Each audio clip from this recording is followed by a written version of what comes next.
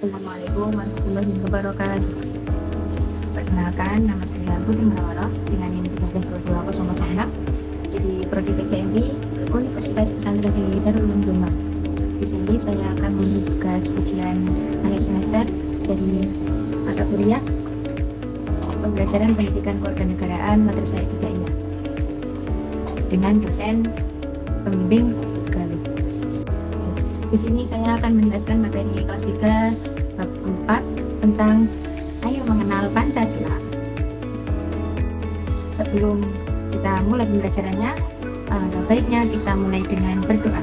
Berdoa dimulai.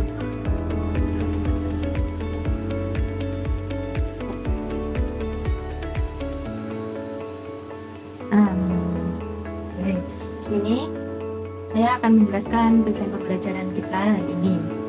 Tujuannya, setelah mempelajari materi bab 4 ini, diharapkan kalian dapat mempraktikkan makna sila-sila Pancasila dalam kehidupan sehari-hari. Oke, di sini kita akan membahas materi yang pertama, yaitu makna sila-sila Pancasila. Kalian pasti sudah tahu ya Pancasila itu apa, karena di kelas 1 dan di kelas 2 sudah diajarkan. Jadi kita akan melanjutkan materi dari kelas 1 dan kelas 2. Sila pertama Pancasila berbunyi ketuhanan yang Maha Esa. Itu artinya bangsa Indonesia memiliki 6 agama dan beragam kepercayaan yang dilindungi oleh negara. Dalam menjalankan ibadahnya diberi kebebasan sesuai dengan agama dan kepercayaannya masing-masing. Oke, lanjut dengan sila kedua. Sila kedua Pancasila berbunyi kemanusiaan yang adil dan beradab. Sila kedua ini menunjukkan hubungan antar sesama manusia. Setiap manusia tidak dapat hidup sendiri tanpa bantuan orang lain, sehingga terjalin hubungan interaksi antara satu dengan yang lain. Sila yang ketiga, Pancasila berbunyi Persatuan Indonesia. Sila ini menunjukkan adanya keberagaman di Indonesia yang harus dijaga keutuhannya agar terjalin persatuan dan kesatuannya. Perbedaan yang ada merupakan bentuk kekayaan bangsa dan dapat menjadi sumber kekuatan untuk selalu bersatu. Meskipun berbeda-beda, tetapi tetap satu juga. Dilanjut sila yang keempat. Sila yang keempat dari Pancasila berbunyi kerakyatan yang dipimpin oleh hikmat kebijaksanaan dalam permusyawaratan perwakilan. Sila keempat ini mengandung semangat bermusyawarah dalam menyelesaikan setiap permasalahannya. Sikap pada sila keempat mengutamakan persatuan, kekompakan, dan kebersamaan yang bertujuan mewujudkan musyawarah mufakat. Bangsa Indonesia menganut musyawarah mufakat sehingga selalu menyelesaikan masalah dengan cara bermusyawarah. Segala keputusan yang diambil harus dilaksanakan dengan penuh tanggung jawab. Dan yang terakhir yaitu sila kelima. Bunyi dari sila kelima adalah keadilan sosial bagi seluruh rakyat Indonesia. Menunjukkan adanya semangat dalam bersikap adil kepada sesama. Semangat tersebut harus ada dalam kehidupan sehari-hari baik di rumah, sekolah, maupun masyarakat. Selain itu, kita juga harus saling bergotong royong. Nah, materi yang kedua yaitu lingkungan sekolah. Jadi, kalian harus menyebutkan kebiasaan-kebiasaan baik yang selalu kalian lakukan dalam kegiatan sehari-hari, baik apa saja yang ada di lingkungan sekolah sesuai dengan nilai-nilai Pancasila. Selanjutnya, di sini saya akan membacakan sebuah teks cerita. Nanti kalian coba tebak itu makna dari sila yang keberapa. Oke. Selamat sore Bu. Selamat sore Abed. Ayo masuk. Terima kasih Bu. Apakah Hasan ada di rumah? Ada. Sebentar ya. Hasan sedang sholat. Baik Bu. Saya tunggu di luar saja ya Bu. Lalu Abed menunggu dengan tenang agar tidak mengganggu Hasan yang sedang beribadah. Terima kasih Abed sudah menungguku. Itu kata si Hasan. Sikap Abed sudah baik. Sesama teman memang harus saling menghargai dalam menjalankan ibadah. Begitu juga nanti saat Abed ke gereja, Hasan harus bersedia menunggu. Baik Bu, kalau begitu saya izin bermain bola ya. Saya pamit Bu. Ya nak, hati-hati di jalan. Oke, dari cerita singkat yang sudah saya bacakan, apakah kalian bisa menyimpulkan itu makna sila yang keberapa? Betul, itu makna sila yang ke-1 atau yang pertama, yang bunyinya ketuhanan yang Maha Esa. Jadi bangsa Indonesia memiliki 6 agama dan beragam kepercayaan yang dilindungi oleh negara. Dalam menjalankan ibadahnya diberi kebebasan sesuai dengan agama dan kepercayaan masing-masing. Jadi kita harus saling menghargai satu sama lain.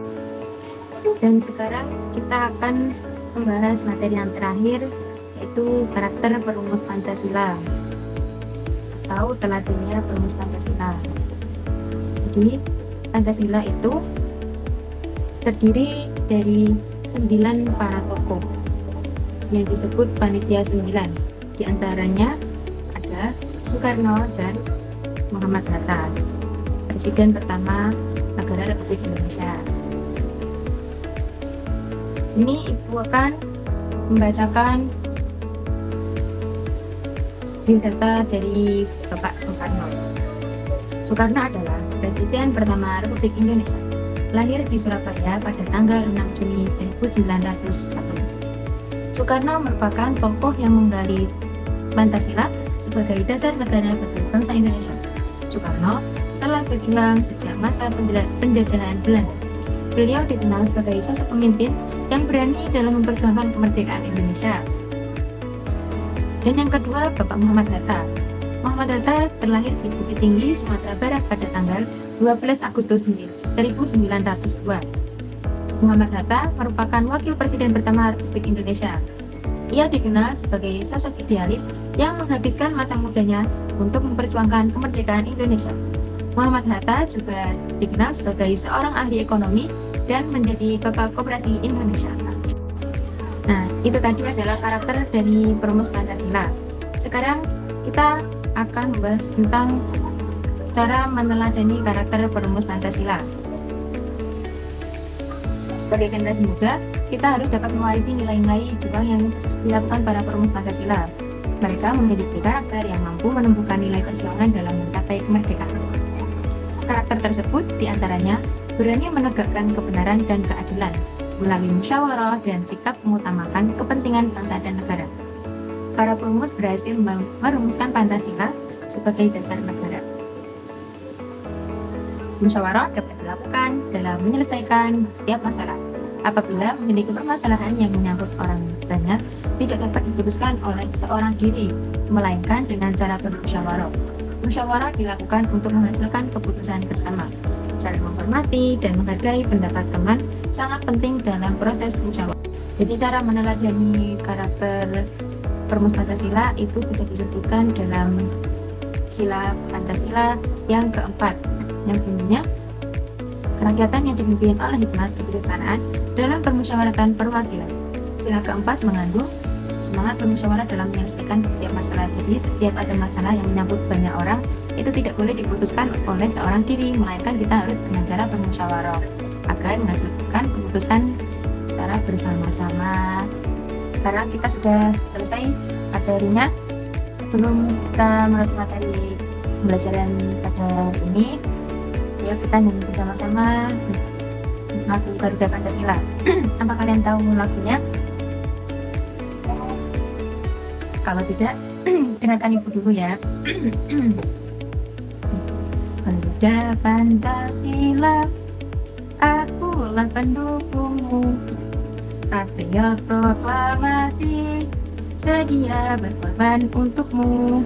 Pancasila dasar negara, rakyat adil makmur sentosa, pribadi bangsaku, ayo maju, maju, ayo maju, maju, ayo maju, maju. Gitu. Di sini kalian praktekkan lagu Garuda Pancasila ya. Oke, jadi sekarang kalian tirukan lagu yang sudah Ibu nyanyikan tadi ya. Ayo, 1, 2, 3.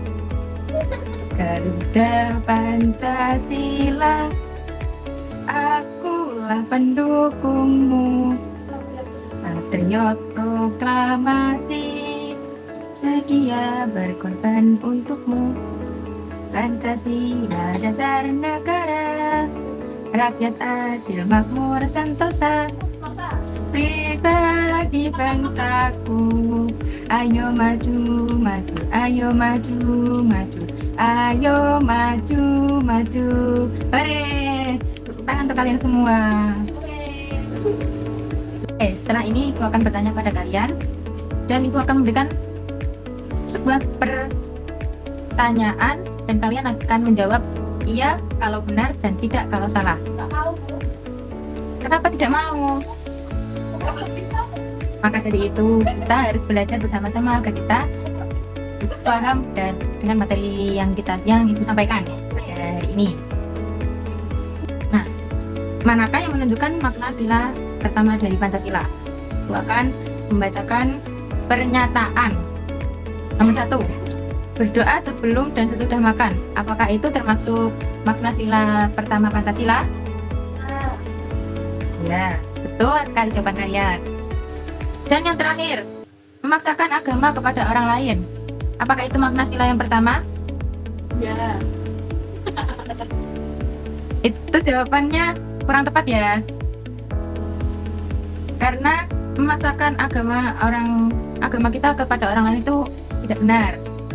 Karena di dalam negara Indonesia ini terdapat banyak agama, tahu, suku, dan ras. Jadi kita harus saling menghargai satu sama lain, tidak boleh saling memaksakan. Oke? Nah, Ibu kira ini sudah cukup ya materinya. Jadi kita akan berdoa bersama untuk mengakhiri pembelajaran pada hari ini. Yuk, doa kafaratul majlis. Bismillahirrahmanirrahim. Subhanakallahumma wa bihamdika asyhadu an la ilaha illa anta astaghfiruka wa atubu ilaik. Amin. Cukup sekian materi yang bisa Ibu sampaikan pada hari ini. Kurang lebihnya mohon maaf. Wassalamualaikum warahmatullahi wabarakatuh. Waalaikumsalam warahmatullahi wabarakatuh.